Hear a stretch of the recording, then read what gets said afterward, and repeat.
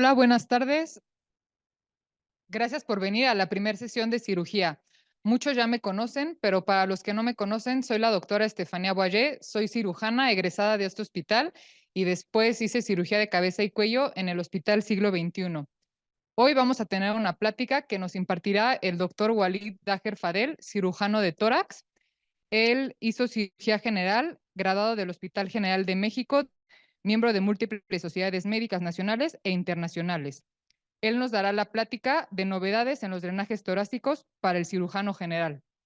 Creo que es un tema muy importante para nosotros los cirujanos, ya que en cualquier momento puede ser útil saber cómo poner una sonda por cualquier emergencia, ya sea que llegue a urgencias o por una cirugía en la que sea necesario.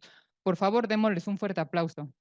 Bueno, pues muchas gracias por venir, gracias a la Sociedad Médica del Hospital Ángeles por invitarme. Y creo que es un tema que pues sí, muchas veces nosotros como cirujanos torácicos o cirujanos cardiovasculares, pues vemos día a día, todos los días, varias veces al día. Sin embargo, el tema de los drenajes torácicos es algo que día a día, cualquier cirujano, incluso médicos que no son cirujanos, se encuentran o en la necesidad de poner un drenaje y manejarlo, o pues simplemente se encuentran con un paciente que ya lo tiene y cómo se maneja y cómo funciona exactamente este sistema. Es algo con lo que yo históricamente me he topado y he tenido problemas desde neumólogos, médicos generales, cirujanos cardiotorácicos, de que se entienda bien cómo está funcionando el sistema de drenaje que tiene un paciente. Entonces, básicamente esta plática está enfocado a todos los drenajes que existen hoy en día, la indicación para cada uno de los drenajes, me refiero al tubo que va a salir del tórax y posteriormente al sistema al que está conectado ese tubo, de los cuales igual hay muchos sistemas y es importante que también se entienda los principios básicos de un sistema de sello de agua y a qué ha evolucionado el día de hoy esto, ¿no? Entonces, voy a requerir un poquito de su participación y les voy a pedir el favor, si pueden con su celular, ya sea desde el Zoom o desde acá, bajar el código QR y responderme esta pregunta. ¿Cuántos drenajes torácicos has colocado? Para que tengamos más o menos una idea de dónde estamos parados, ¿no? Vamos a dar menos de un minutito.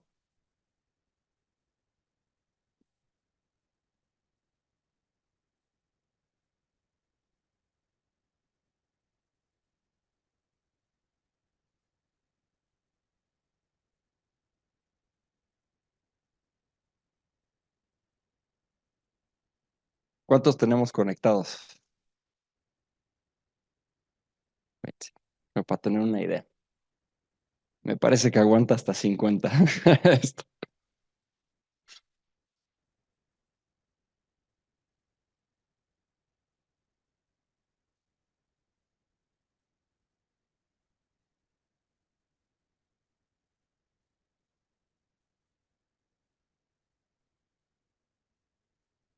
Ok, como se pueden ir dando cuenta, la mayoría ha puesto menos de 5. Y ya veremos lo que se necesita como curva de aprendizaje para considerarse como, no experto, pero alguien con la habilidad para colocar eficientemente un drenaje, ¿no? Bueno, ok. Un poquito de historia como siempre. Esto es algo de muy antiguo, no tiene ni 100 años, tiene mucho más. Desde Hipócrates, el uso de incisiones, cauterios, cilindros metálicos para remover lo que en ese entonces llamaban humores malignos, se viene haciendo en el tórax, ¿no? Avanzando en el tiempo, año 1800, Hunter se le ocurre drenar el tórax a través de una aguja. Sin embargo, como explicaré más adelante, el sistema fisiológico que existe dentro de la cavidad del tórax, que es un sistema de presión negativa continua, es lo que hace imposible nada más poner un tubo a derivación y nada más, porque el pulmón tiende a colapsarse y tiene que estar dentro de un ambiente de presión negativa para que continuamente el pulmón esté expandido. Entonces, esa fue la interrogante que tuvieron durante muchos años los médicos de cómo lograr restablecer la fisiología de la cavidad torácica. En 1972, Playfair fue el primero que utilizó un sistema rudimentario de sello de agua, que explicaremos más adelante. Y finalmente, Bulow hizo el sistema del primer, además de sello de agua, los demás componentes del sello de agua.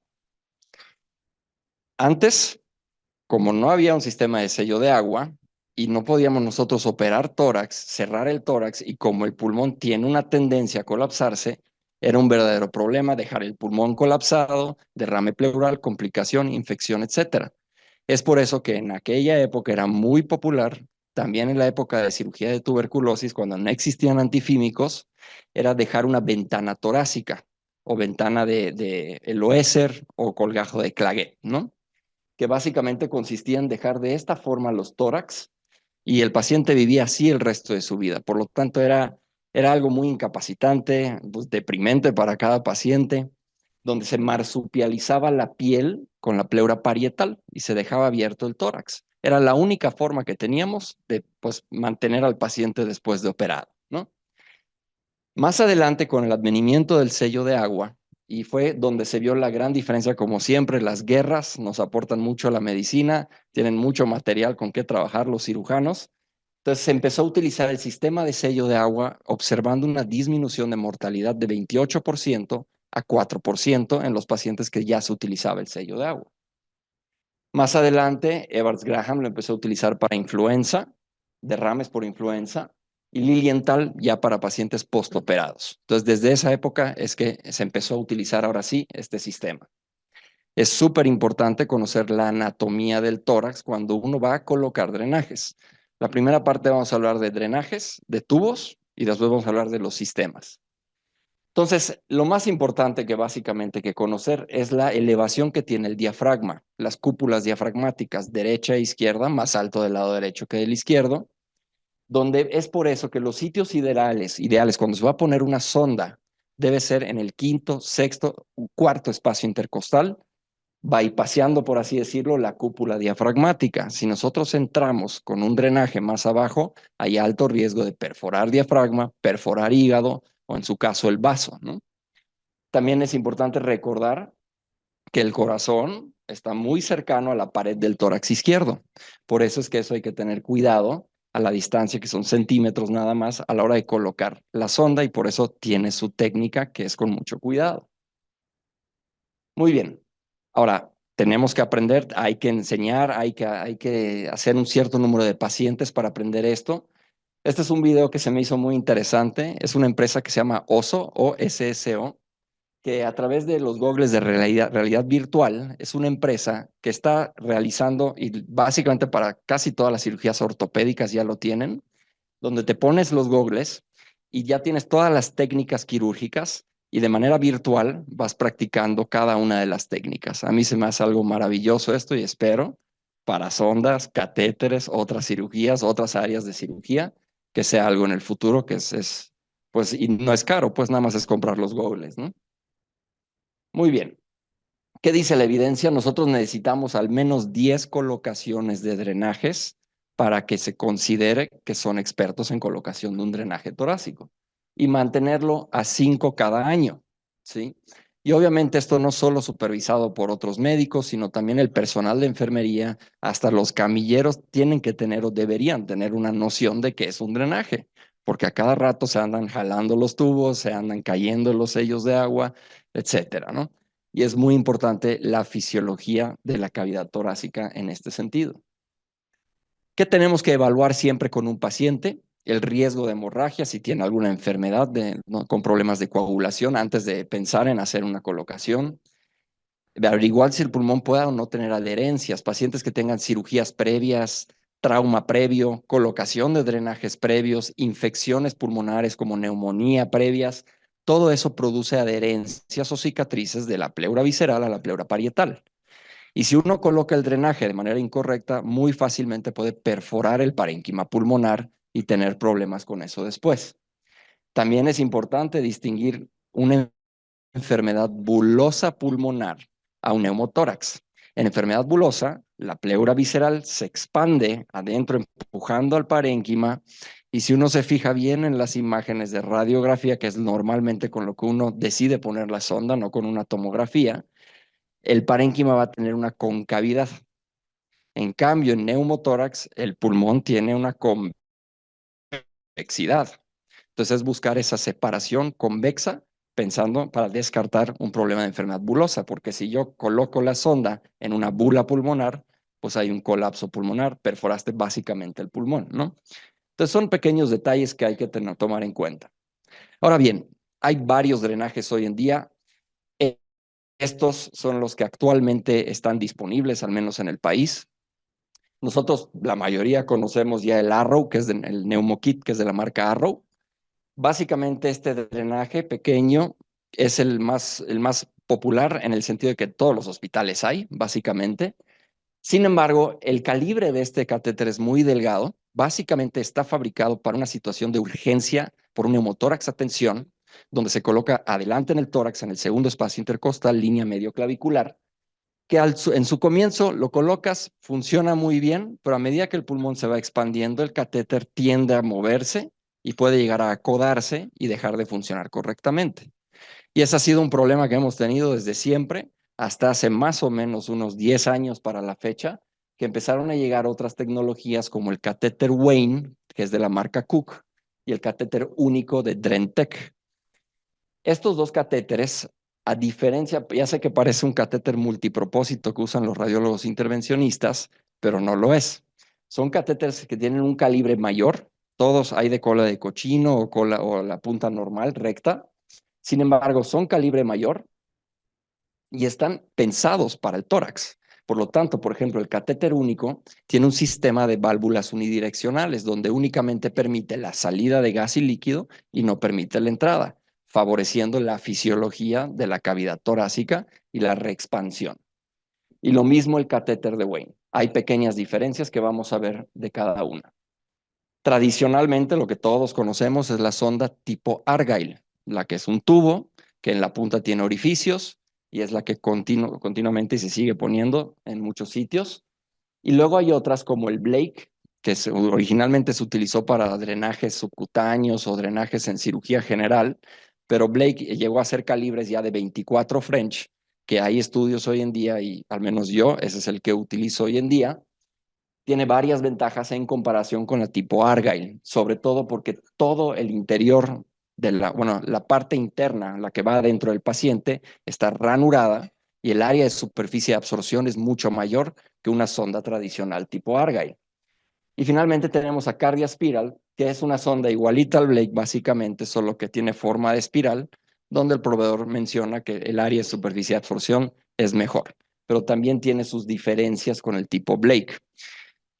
Me imagino que todos conocen el Blake, ¿no? El Blake, donde terminan las ranuras, luego tiene 10 centímetros donde la cruz de hule está envuelta en el tubo. Entonces, eso permite yo doblar el tubo ahí donde está la cruz y nunca se va a acodar de tal manera que obstruya el paso del líquido o gas en este tipo. Cambio Argyle, donde termina la espiral, empieza puro tubo.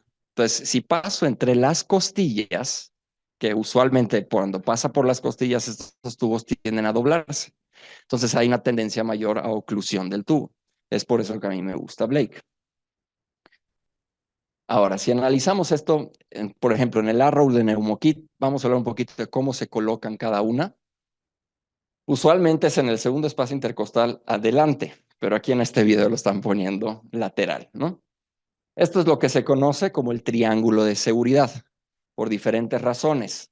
En el triángulo de seguridad, el cual está conformado en la parte anterior por el borde lateral del pectoral mayor, aquí en la parte posterior por el borde lateral del dorsal ancho, se utiliza como base la axila y el ápice hacia abajo. En ese triángulo no tenemos básicamente, sí hay músculos, pero hay muy poco músculo. Entonces, eso es una entrada más directa al tórax, estamos arriba del diafragma y cuando está el tubo colocado y el paciente mueve el brazo, pues no está atravesando músculo y le causa dolor. Por eso le llaman triángulo de seguridad. Entonces aquí es donde lo van a colocar. Y bueno, el Arrow, pues para los que no lo conocen, tiene una aguja que va adentro del catéter, tiene sus diferentes conexiones que se van a conectar a esto, la llave de 3 vías para poder controlar drenajes en dado caso, y finalmente al tubito azul que va a servir para conectarlo o al sistema de sello de agua o a una válvula de Heimlich. Si quieres adelantamos tantito. Entonces se localiza el espacio. Cuarto espacio intercostal, siempre en hombres va a ser la tetilla y se va moviendo el dedo hacia arriba y hacia atrás por la dirección que tienen las costillas para entrar en el cuarto espacio. En el caso de que sea una mujer, lo que se hace es medir el ángulo de Lewis, que es la unión del cuerpo del esternón con el manubrio del esternón, esa elevación que se siente a la palpación. Inmediatamente después, invariablemente va a ser el segundo espacio intercostal. Y de ahí se van contando los espacios hasta encontrar el cuarto espacio y va uno palpando hasta llegar a línea axilar media o línea axilar anterior. Entonces, de esta manera, pues primero aquí están entrando con la agujita, la adelantamos para localizar el espacio pleural, ¿no? Entonces, básicamente aspira, aspira hasta que le da o líquido o gas, ya que le dio. Avanzamos tantito, por favor. Un poquito más. Una pequeña incisión con el bisturí, más o menos de 3 milímetros, que es el grosor del catéter.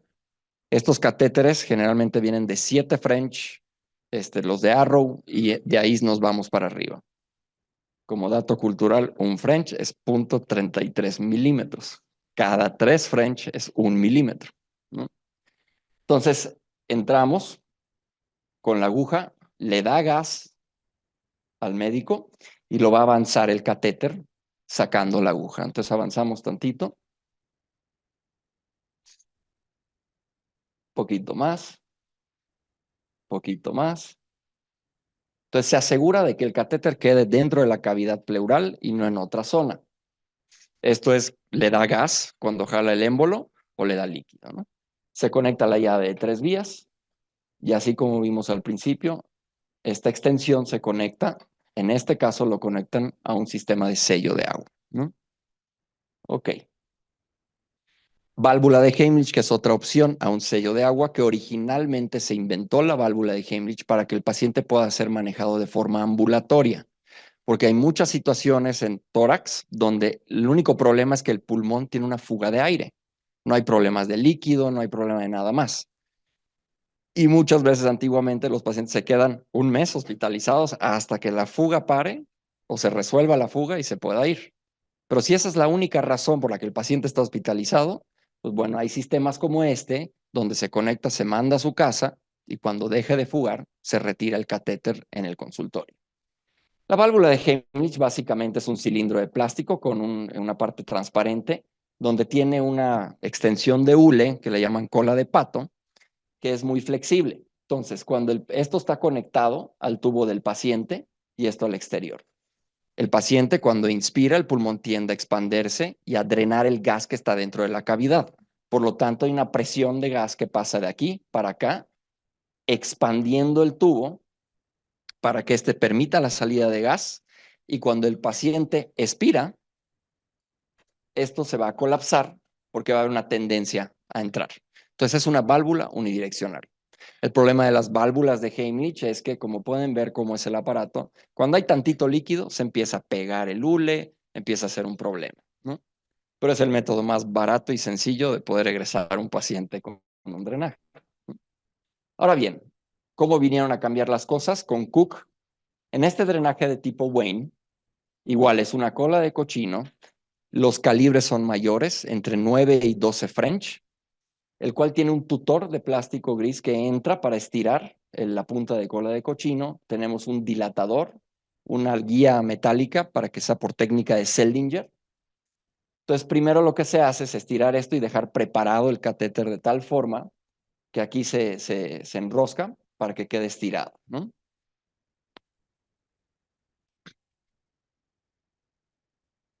Entonces, igual, se busca el sitio donde vamos a entrar, adelantamos tantito, se hace primero la punción como cuando se coloca un catéter central, te da gas, en este caso no sangre.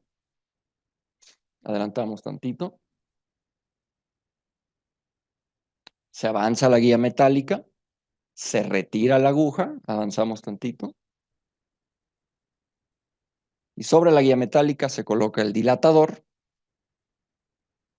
avanzamos tantito. Hasta entrar a la cavidad torácica, dejamos bien el trayecto, avanzamos tantito. Y se introduce la guía metálica a la punta del tutor gris que está dentro del catéter, el cual tiene una especie de canal de trabajo que permite el paso de la guía y de esa manera vamos a ir avanzando el catéter. Este catéter tiene diferentes marcas. En la de en medio es la que queda en la superficie de la piel. Se retira el tutor. Adentro lo que está haciendo enrollándose otra vez la cola de cochino. Y esto se va a conectar de nuevo a la extensión que trae para después ser conectado a un sello de agua, un sistema de drenaje, ¿no? Entonces, estos catéteres dan mucho mejor resultado que un catéter Arrow, sin llegar a ser un tubo de tórax, ¿no? Entonces, estos sí pueden drenar líquido con mayor facilidad y gas, ¿no? Ok. Ahora, DrenTech hace ese catéter que se llama único, el cual viene en varias presentaciones con cola de cochino, punta recta, pero la ventaja de este es que contiene una aguja de Veres. Y aquí tiene un sistema de válvulas unidireccionales. Aquí, si quieres, no lo puedes no conectar a un sello de agua, ¿no? Entonces, bueno, la aguja de Veres todos conocemos cómo funciona, permite el paso en la piel, pero cuando llega al pulmón, evita la punción del pulmón. Entonces, eso nos da mayor protección. Y bueno, se dirige en este caso al receso costodiafragmático, en el caso de un líquido pleural que quiere uno drenar, para una toracocentesis ya sea diagnóstica o evacuadora. Y trae este sistema de bombeo, donde nada más le conectas una jeringa y vas bombeando el líquido. O de lo contrario, también podemos traer una extensión. Esta extensión se coloca y se puede colocar este sistema ya sea a la misma bolsita de drenaje a derivación o se puede conectar también, que trae un accesorio, a un sello de agua. Entonces son métodos mucho más simples, sencillos, rápidos que podemos utilizar, ¿no? Ok, sonda tipo Argyle, que es la tradicional, la que todos conocemos. Estas sondas, para los que no sabemos o no saben, es que estas sondas tienen sus características que muchas veces como que no prestamos atención. Y una de las características es que están numeradas. Estas sondas al final, en los últimos 10 centímetros, contienen varios orificios y tienen una línea radiopaca que va de una punta a la otra. Esta línea radiopaca es continua, continua, continua hasta el último orificio más cercano a la pared del tórax. Ahí es donde la línea radiopaca como que es comida por el orificio. Por eso le llamamos orificio centinela. Cuando yo veo una radiografía y veo la línea radiopaca y veo que se interrumpe, entonces ahí sé que el último orificio más cercano a la pared es donde se encuentra. ¿Para qué? Para que estos orificios no estén en la pared del tórax, que es una de las complicaciones frecuentes, ¿no? Otra es que trae una escala en centímetros. Y cuando uno ve el numerito en la piel, donde quedó, no sé, el 18, el 14, eso significa que es la distancia en la que se encuentra el último orificio a la pared del tórax. Empieza a medirse a partir del último orificio, empieza con número 2, 4, 6 y va en pares, ¿no? Finalmente están biseladas. Esto es para cuando en cirugía uno quiere colocar la sonda, primero se mete una pinza, Rochester, Kelly, lo que sea, y de aquí se agarra para poder pasar por la pared torácica. Una vez que está fuera ya colocada la sonda, pues es propio, es correcto cortar aquí, para que no esté la puntita ahí en el conector del sello de agua. Bueno, en los años 2001, 2002 se empezó a investigar la utilización de los drenajes tipo Blake, que eso es lo que comentábamos, ¿no? El área de superficie de absorción es mucho mejor porque el problema de las sondas Argyle tradicionales es que se tapan con coágulos, con pus, etcétera. Es muy fácil que se tapen. Son mucho más rígidas, duelen mucho más. Entonces empezaron a buscar formas de drenar con la misma eficacia o mejor a estos pacientes y se empezó a estudiar el tipo Blake para tórax. Y hemos tenido evidencia que es igual o mejor. Por lo tanto, muchos cirujanos hoy en día utilizamos el drenaje Blake. ¿Qué otra ventaja ofrece? Cuando es en cirugía, podemos colocar el drenaje en la posición y la forma que nosotros querramos, porque es muy flexible.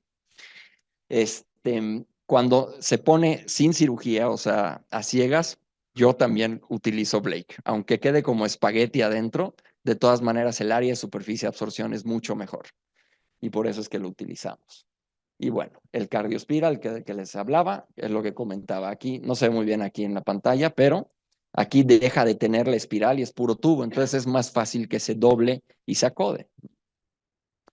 Entonces empezamos a utilizar los drenajes tipo Blake y lo que vimos en este estudio, por ejemplo, es que el dolor se reduce, es significativamente menor el dolor cuando está colocada la sonda, es significativamente menor el dolor al momento de retirar la sonda, la duración del drenaje es menor y la analgesia o el uso de analgesia cuando un paciente tiene un drenaje torácico es menor.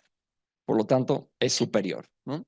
Y así salieron y han salido otros estudios donde al principio muchas veces solo había Blake 19 French. Con los años ya crearon y salió el Blake de 24 French, que es el que actualmente utilizamos. Y en todo se ha visto mucho mejor evolución en los pacientes.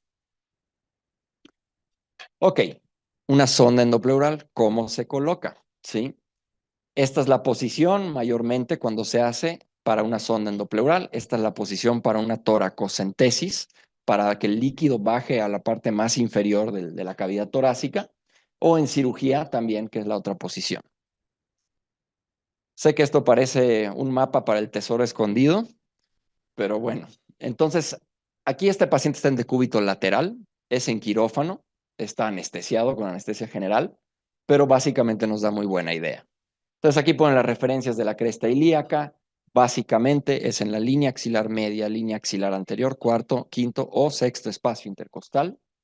Se marca la zona por palpación del espacio intercostal y se coloca anestesia local. Muchas veces nos enseñan, ponla la anestesia donde vas a meter la sonda. Es buena práctica médica, en mi opinión, que se ponga 10 centímetros posteriores a donde vas a poner la sonda, un espacio arriba, el espacio que vas a trabajar y un espacio abajo, poner anestesia local, y esto te va a hacer una especie de bloqueo regional y el paciente tolera mucho mejor la colocación de la sonda. ¿De qué tamaño vamos a hacer la incisión? Del tamaño suficiente para que entre tu dedo, ¿sí? Porque lo que entra primero al tórax es tu dedo, no la pinza Kelly, nada más. Entonces, eso es lo importante. Entonces aquí, no sé si se fijaron, primero metió el dedo, el cirujano, y después ya con la pinza Kelly está dilatando el espacio para que pueda entrar la sonda. Ahora, una sonda tipo Argyle o cualquier otro tipo de sonda, como el Blake o el CardioSpiral, lo que se recomienda siempre en un paciente que está hospitalizado es que se ponga en dirección póstero-apical, porque el paciente está acostado. Líquido, generalmente, que es lo que se acumula, va a irse a la pared posterior, entonces para poder drenar esa zona. En ocasiones extraordinarias se pone además de una sonda, se ponen dos sondas, entonces muchas veces la segunda sonda la dirigen anterior en el caso de que fuera una fuga de gas del pulmón o hacia el diafragma, esto más en situaciones de cirugía, ¿no? Pero la posición tradicional es posteroapical. Y luego viene la fijación de la sonda, de las cuales vamos a hablar más adelante. ¿Qué es importante? Cuando se utiliza una sonda tipo Argyle, recuerden que es una sonda semirrígida, es como un tubo, que pasa en un espacio intercostal. Y esta sonda, al entrar, va a tener un cambio adentro de la luz del tubo, cambios de presión interpleural. Entonces es importante que nunca se pince la sonda. Y aquí va la historia de por qué, y no sé cuánto lo han experimentado en hospitales. El paciente va a radiografía, entonces vamos a pinzarle la sonda. Va a cualquier traslado el paciente y le pinzan la sonda. ¿Cuál es la lógica detrás de eso? Años me lo estuve preguntando hasta que entendí por qué. Porque es un problema. Imagínense que un paciente tenga una fuga aérea pulmonar, una fístula broncopleural y le pinzo la sonda. Pues va a ser neumotórax a tensión o efisema subcutáneo masivo. Entonces, ¿cuál es la lógica? ¿Cuál es la lógica? Y la lógica viene por el primer sistema de drenaje torácico, que eran los famosos frascos, que ya hablaremos de eso. Los frascos eran muy difíciles de manipular sin que ocurriera un neumotórax a la manipulación del paciente. Entonces, por eso se pinzaba, para evitar esto, cosa que actualmente ya no se debe hacer y en muchos hospitales lo siguen haciendo. Una sonda nunca se debe pinzar, excepto en situaciones muy específicas.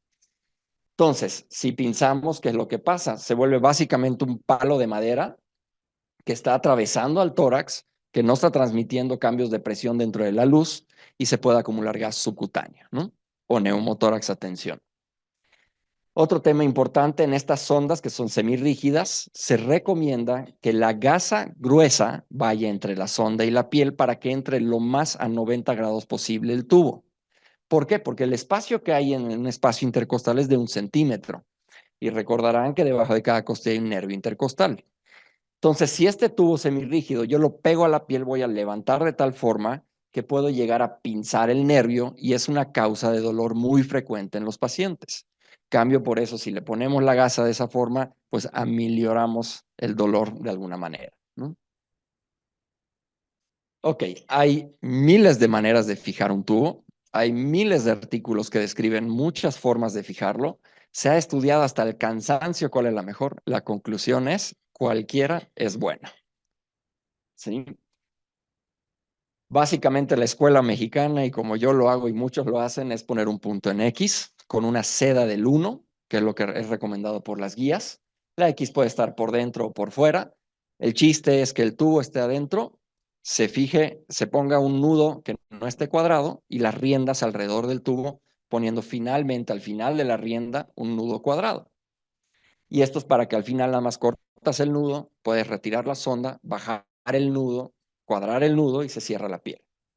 Lo que sí es muy importante, bueno, esto es como yo lo hago ahora, ¿sí? Utilizo una seda del 1 para fijar al tubo y le pongo con dermalón o nylon 3 ceros, un punto en X o cualquier tipo de punto, de tal manera que cuando yo voy a sacar la sonda nada más corto acá, retiro el tubo y bajo el nudo. Y estos monofilamentos son mucho más nobles, digamos, con la piel la cicatrización es mucho mejor, porque es muy común que con la seda, al irritar mucho la piel, a los 10 días que quitamos los puntos de sutura, se vuelve a abrir la piel. Cambio con dermalón, es más noble y no se abre la piel. La regla única y básica es nunca hacer una jareta para cerrar esto. Jaretas, históricamente, hablando de aeroestasia o hermeticidad del gas, es la peor forma de cerrar la piel y puede haber comunicación al interior del tórax. Otro tip es colocar, yo pongo una tela de transport aquí en el tubo del sello de agua con una separación con la piel de tal forma que tenga juego, esté cómodo para el paciente y esto es por seguridad, porque tiro por viaje, jalan el tubo, se tropieza el camillero, lo que sea, y mejor que se jale de acá a que se jale de la piel, a que den el grito en el aire los pacientes. Entonces, básicamente, esto es como yo fijo la sonda. Aquí estamos poniendo el punto en el vértice después de la incisión con una seda del 1. Entonces, esta seda la dejamos a un lado y a continuación pongo el punto en X con dermalón 3 ceros. Este punto en X de 3 ceros igual lo pongo a un lado. Pongo puntos simples en el espacio que quedó de la incisión para dejar lo más hermético posible el tubo con la piel. Y finalmente vamos a poner aquí en la seda, la estamos fijando el tubo a la piel con la seda que se puso al principio y después nada más vamos a enrollar alrededor del tubo las riendas del nylon o el dermalón 3 ceros. Vamos a fijar la sonda o el tubo. Aquí vemos que no ponemos esa gasa a 90 grados porque es un Blake y el paciente no le duele. Y aquí ponemos esto que les comentaba del transport, de tal manera que tenga un juego y tenga movilidad con el paciente. Complicaciones, sangrado, obviamente, como cualquier procedimiento. Es muy importante saber que por la arteria intercostal fluye 100 mililitros por minuto de sangre. Entonces hay que estar muy pendientes si eso llega a ocurrir. Es muy fácil y muy rápido que haga un hemotórax, incluso hemotórax a tensión. Entonces hay que estar pendientes de eso. Perforación de pulmón, perforación de corazón, perforación de hígado, de vaso, de intestino grueso. Se ha visto todo, ¿no? Neuralgia del intercostal, mucho tiene que ver la posición y la técnica que se utilizó para entrar al tórax, oclusiones del tubo por sangre, por pus, etcétera, o porque está acodada la sonda. Enfisema subcutáneo generalmente es por la pinzada o porque está tapado el tubo y como yo ya abrí la pleura parietal, entonces interrumpí la hermeticidad de la cavidad torácica, entonces ahora sí va a encontrar salida el gas y va a ser el espacio subcutáneo y hacen enfisema los pacientes. Edema agudo pulmonar, y esto es algo muy importante, en ATLS te dicen, no, que 1500 va para quirófano, toracotomía de urgencia, etcétera. Pero para evitar edema agudo pulmonar tienes que pinzar la sonda, si es más de 1000, 1500 lo que está saliendo. Entonces, si es un trauma, ¿cómo lo voy a pinzar? Entonces, hay una gran división acá. Si es un paciente y tiene mucho que ver el contexto clínico del paciente, si es un trauma y está sangrando y es activo, obviamente no vamos a pinzar la sonda para evitar edema agudo pulmonar. El edema agudo pulmonar generalmente ocurre en derrames crónicos, donde el pulmón ya se acostumbró a estar en una posición y a nivel celular la arquitectura del parénquima ya cambió de tal forma que los capilares cambian de estructura y cuando yo llego y dreno bruscamente más de 1000, 1500, la expansión del pulmón va a alterar esa arquitectura capilar, va a empezar a haber fuga de los capilares y va a producir el edema agudo pulmonar, el cual puede ser altamente mortal. Entonces hay que distinguir eso. Si es un paciente que tiene mucho tiempo con el derrame y aparenta que no hubo ni un trauma ni nada, ahora sí, dreno 200, lo pinzo. 20 minutos, vuelvo a despinzar y así me la voy llevando para que se acostumbre otra vez el parénquima a la nueva posición. Si es un trauma y tiene indicación, va a cirugía, no va a estar pinzando el tubo. Bueno, infección, empiema, también esas cosas pueden ocurrir, por eso hay que tener mucha higiene del drenaje. Entonces aquí podemos ver unos ejemplos de qué pasa cuando yo meto la sonda sin palpar, la metí con la pinza Kelly sin importarme. Pues aquí tenemos ejemplos donde aquí están perforando el parénquima, por ejemplo. Aquí entraron muy abajo, perforaron el hígado. Y muchas veces entra la sonda por aquí, atraviesa hígado, atraviesa diafragma y está en el tórax. Y está funcionando bien la sonda porque está en el tórax. Pero cuando hacen una tomografía, sorpresa, ¿no? Aquí, por ejemplo, también puede quedar afuera del tórax la sonda. Y entonces, por eso hay que siempre estar seguros. Ya que está el tubo adentro, lo que normalmente hacemos es o lo sumerjo en un frasquito con agua, sople, tosa, puje. Entonces, se tiene que ver el traslado que tiene los cambios de presión, pues, a través del nivel del agua del tubo. O metes el dedo, giras el dedo para tocar el diafragma y le dices, meta aire. Cuando uno mete aire, el diafragma se aplana. Entonces, ya está uno seguro que está dentro del tórax, ¿no? Y bueno, hay unas sondas tipo Argyle, que en México yo no las he vuelto a ver, las vi hace 10 años, que traen una especie de trocar adentro, con la punta metálica. Y aquí es un ejemplo de lo peligroso que son esas sondas. En Estados Unidos se siguen vendiendo, donde puedes, y este afortunado paciente, le atravesaron todo el mediastino y no le dieron a nada. Hasta les dio tiempo a hacer una tomografía y vean cómo quedó este paciente, ¿no? Entonces, por eso esas ondas, a mí, yo cuando la vi la primera vez no lo podía creer, ¿no? Bueno, ya colocaron el drenaje. ¿A qué lo voy a conectar?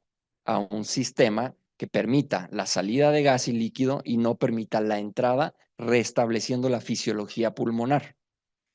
Entonces, es importante entender cómo funciona desde el aspecto más básico un sistema de sello de agua, y es lo que yo vengo a hablar. Nosotros tenemos, cuando expiramos, la presión negativa dentro de la cavidad interpleural, o sea, entre las dos pleuras, es de menos 5 centímetros de agua. Cuando inspiramos es de menos 10 centímetros de agua. Por lo tanto, siempre está en presión negativa la cavidad y va a corresponder con la inspiración y la expiración la negatividad, entre menos 5 a menos 10 o menos 4 a menos 8, dependiendo qué literatura lean. Entonces dijeron, ¿cómo le hacemos para, si en la atmósfera es cero, cómo voy a lograr que se mantenga en negativo, logrando drenar ese gas? E inventaron el sistema de un frasco. En el sistema de un frasco nosotros tenemos un neumotórax y los frascos tienen que ser de un cristal muy grueso por los cambios de presión para que lo soporte bien y no se reviente el cristal. Tiene que tener una tapa de hule hermética y tiene que tener dos popotes o dos tubos, uno que es largo y uno que es corto. Se coloca el drenaje y se coloca agua en el sistema de sello de agua para que rebase el nivel del agua 2 centímetros por arriba de la punta del tubo. ¿Por qué 2 centímetros? Porque el pulmón puede trabajar de menos 5 a menos 10 o de 4 a 8. Entonces, tiene 4 centímetros de agua de rango de movimiento. Por lo tanto, el pulmón sí puede luchar contra 2 centímetros de agua. Entonces, si yo tengo gas en la cavidad, coloco el sistema, cuando el paciente inspira, el pulmón sí va a poder empujar 2 centímetros de agua. Entonces, en cada inspiración se expande un poco el pulmón, ese gas sale a la superficie y así se va manteniendo hasta que se expanda totalmente el pulmón. El problema viene cuando hay líquido en el tórax. Hay neumo y hay hemotórax, por ejemplo. Entonces, ¿qué va a pasar? Cuando el paciente hace esto, el nivel de líquido va a subir porque también se va a drenar. Por lo tanto, el nivel sube y por lo tanto el pulmón ya no puede luchar con un mayor número de centímetros de agua. Solución, 2 frascos. Entonces, en los 2 frascos, básicamente se va a colocar el mismo frasco ahora distal al paciente y otro frasco que se llama frasco recolector, donde va a tener 2 tubitos y donde el líquido ahora va a drenar a este frasco mientras el sistema de sello de agua no se altera. Entonces, de esta manera podemos drenar ahora líquido y gas. Pasó el tiempo y dijeron, oye, ¿y si tiene sangre, es más viscoso el líquido, el pulmón está un poco atrapado? Queremos ayudar a la cavidad a expandirse o al pulmón a expandirse más rápido. Después de varios estudios llegaron a la conclusión y al consenso de que menos 20 centímetros de agua de ayuda a la succión va a ayudar al paciente. Pero el problema era el siguiente, ¿cómo voy a lograr que todo el tiempo 24/7 esté en menos 20 exactamente la succión? Porque las succiones de pared, las tuberías y todos los sistemas están en serie con todos los cuartos y todos succionan arriba de 150 centímetros de agua. Entonces, ¿cómo amortiguo esa succión para que se quede a menos 20? Entonces inventaron el tercer frasco. El tercer frasco es igual, nada más que ahora tiene 2 pequeños tubos y uno largo. El largo está a la intemperie. Y lo que se va a hacer es colocar líquido ahora a 20 centímetros de distancia en la punta del tubo al nivel del agua. Cuando yo conecto este sistema a la pared, cuando yo empiezo a abrir la succión, cuando estoy a -1, si este tubo fuera transparente, aquí vamos a ver cómo se va a ir hundiendo, hundiendo, hundiendo, -1, -5, -10, -20. Cuando llega a -21, ahora va a jalar aire de la intemperie. Por lo tanto, amortiguando arriba de 20 el gas y esto de aquí a aquí va a succionar a 20. Entonces, finalmente, estos son los 3 frascos. Y aquí vuelvo a decir, ahora quieres ir al baño. Estos frascos son de este tamaño, más o menos. Son 3. Y lo que hacían tienen su carrito de supermercado y así lo subían, iban al baño. Entonces, pero ahora, ¿qué pasa si yo este frasco lo ladeo tantito y el popotito se asoma a la intemperie? Pues neumotórax. Entonces, si fuera 1920, pues yo le diría, pincen el tubo, ¿no? Para que no haya estos problemas. Y esa es la razón histórica de por qué hasta el día de hoy se siguen pinzando los tubos. Ahora bien, entonces tenemos finalmente un frasco recolector, un frasco de sello de agua y un frasco de succión activa. Traducido al año 2024, es este sistema. Básicamente tenemos la cámara recolectora, la cámara de sello de agua y la cámara de succión. Si esto fuera transparente, verían los mismos popotitos y todo lo que como está conformado los frascos. Evolucionaron ahora, en vez de, esto se llama un sello de agua húmedo y esto es un sello de agua seco, donde el frasco de succión activa básicamente ya son válvulas unidireccionales y es una perilla que tú acomodas.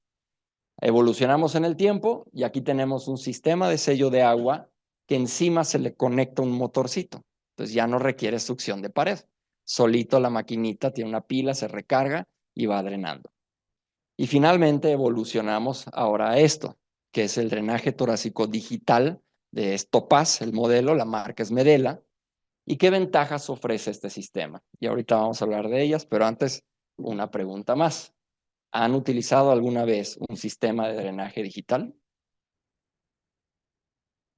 Vamos a dar un segundito.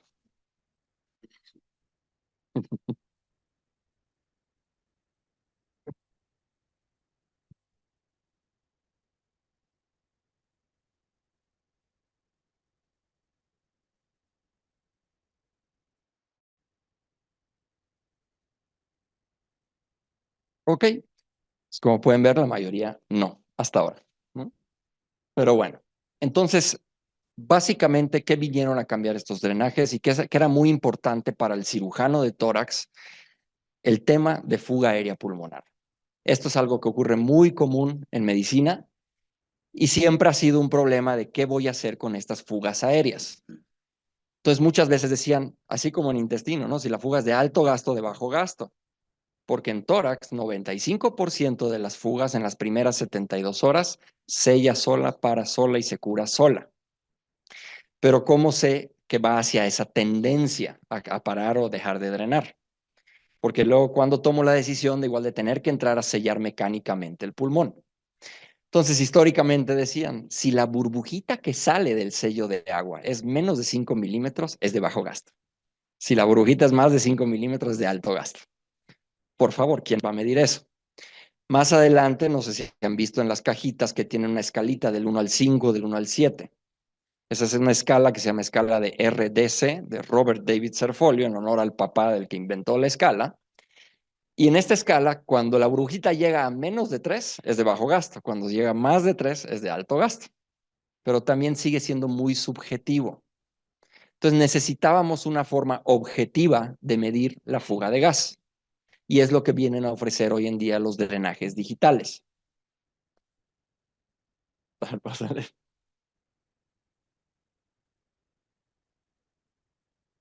Mm, aquí hay más videos, pero no. A ver.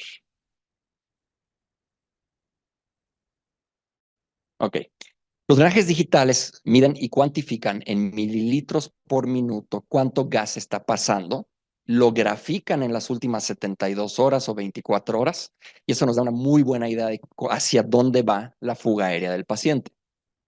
También este sistema, como el otro, tiene un sistema de succión autónomo que no requiere de la pared y un sistema de válvulas unidireccionales. O sea, aunque esté apagada la máquina, funciona como una válvula de Heimlich. Entonces, este sistema, su chiste es que hay diferentes canisters o reservorios de 300, de 800 o de 2 litros. Tiene un tubo especial que es el que se conecta aquí. Esto es una conexión hermética. Eventualmente esto se conecta al tubo del paciente. Este tubo en realidad son dos, uno por donde pasa el líquido y el gas del paciente y otro más delgado donde empuja gas a través de una válvula unidireccional en la conexión del tubo con el paciente, permitiendo que nunca se tape este tubo. Por lo tanto, estas sondas o estos drenajes pueden estar arriba del paciente y van a seguir operando como cualquier sello de agua. Es autónomo, el paciente puede trasladarse con él. Trae agarradera para la mano, que no sé por qué muchos drenajes torácicos no traen agarradera para la mano y están con los ganchitos así cargándolo, ¿no? Entonces es mucho más práctico hoy en día esto. Y esta versión, que es la segunda versión de Topaz, también ya mide en mililitros por minuto, o en mililitros más bien, por hora o por día, de líquido. Entonces te va graficando el líquido, cuánto líquido está drenando el paciente por día, por hora, etcétera. Y eso igual te da una muy buena idea, porque como médicos lo que nos interesa es las últimas 24 horas del paciente, pero enfermería trabaja por turnos de 8 horas. Entonces ellas como quieran van poniendo cada 8 horas. Invariablemente, si uno lo mide personalmente versus lo que pone enfermería, nunca coincide. Entonces, esta máquina es mucho más objetiva, ya no te miente, y tú puedes ver en el momento que estás viendo el monitor, significa que en las últimas 24 horas es lo que ha drenado en gas y en líquido. Si yo regreso a las 2 horas, me va a marcar las últimas 24 horas, a diferencia de que sea por turnos, ¿no? Entonces, esas son las ventajas que ofrece este sistema. Incluso hay un organismo que se llama ERAS, ERAS es en cirugía cardiotorácica, se utiliza, es un consenso que se ha hecho de expertos para determinar qué maniobras o qué procedimientos puedo hacer yo en los pacientes para que el paciente se vaya antes a casa. Y esto forma parte de ERAS. ERAS dice, utilicen drenajes torácicos digitales. Entonces, ya mucho cirujano en México lo utiliza, yo siempre lo utilizo. ¿Qué evidencia hay? O sea, sí, o no, sí sirve o no sirve poner un drenaje torácico, ¿no? Y aquí pueden ver el número de complicaciones es significativamente menor, el tiempo de fuga aérea de los pacientes es menor, la duración de la sonda, la estancia hospitalaria. Aquí en este estudio se evalúa en cirugía cardíaca, por ejemplo, determinando que hay una reducción de 16 horas de estancia hospitalaria del paciente y del drenaje, ¿no? Y también se evaluó en este estudio a los pacientes y al personal del hospital de cómo se sentían cómodos o no con el drenaje, y todo el personal del hospital está mucho más cómodo con estos drenajes, ¿no? Y también el paciente refería que sí estaba cómodo, pero pues un paciente que no conoce los anteriores, pues no sabe realmente la diferencia, ¿no? Entonces, ya tenemos los drenajes y siempre, cada vez que se pasa visita, hay que revisar las conexiones, los niveles de agua, si es un sello de agua, que esté hermético y que esté funcionando, que esté permeable el tubo y en adecuada posición, porque muchas veces luego el paciente se acuesta sobre el tubo, se dobla esa coda del tubo y deja de funcionar el drenaje. Y el drenaje de las últimas 24 horas. ¿Por qué digo lo de las 24 horas? Porque toda la evidencia científica está basada en 24 horas, no en turnos de enfermería, ¿no? Bueno, hay controversias de cuándo sacar la sonda, cómo sacar la sonda. Una de ellas, por ejemplo, es si un paciente está con ventilación mecánica, no se le puede sacar la sonda hasta que ya no esté con ventilación mecánica. Eso es un mito y no hay nada demostrado que no lo puedas hacer. Lo único que se sugiere es que al momento del retiro o colocación del drenaje, se desconecte el ventilador del tubo del paciente para que la presión positiva que tiene el ventilador y empujando al pulmón contra el tubo no lesione el pulmón. Entonces se desconecta, se hace el retiro o colocación y se vuelve a conectar. ¿Cuándo retirarlo? Que si tiene fístula aérea o no, y aquí es donde tal vez sí se pinza el tubo, porque hay duda, estará fugando, no estará fugando, de repente hasta en el mismo topaz, de repente hay piquitos, hace 8 horas tuvo un piquito. ¿Será que hay fuga o no hay fuga? Ahí sí puedes practicar pinzando la sonda 24 horas, vigilar que no haga enfisema mientras, radiografía, todo bien, se despinza, se retira el tubo. ¿Sí? Es la única razón por la que yo pinzo una sonda. Ahora bien, términos generales, cuando se retira, hay estudios que dicen desde 450 mililitros al día se puede retirar. La práctica general en México es como 100 mililitros al día. Yo estoy entre 100 y 200 dependiendo del caso.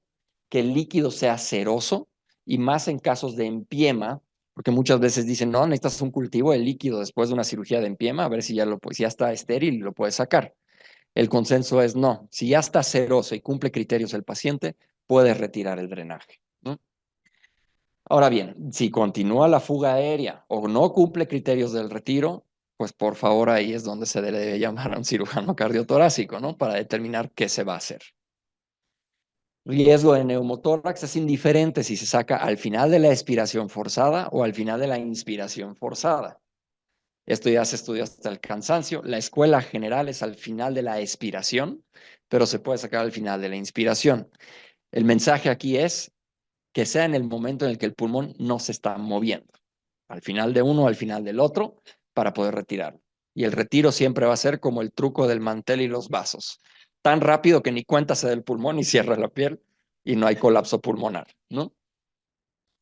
Entonces, pedir al paciente que aguante la expiración o inspiración mientras se bajan los nudos hasta que ya terminaste de anudarse, se afrontan los bordes de piel y ya está impermeable la cavidad.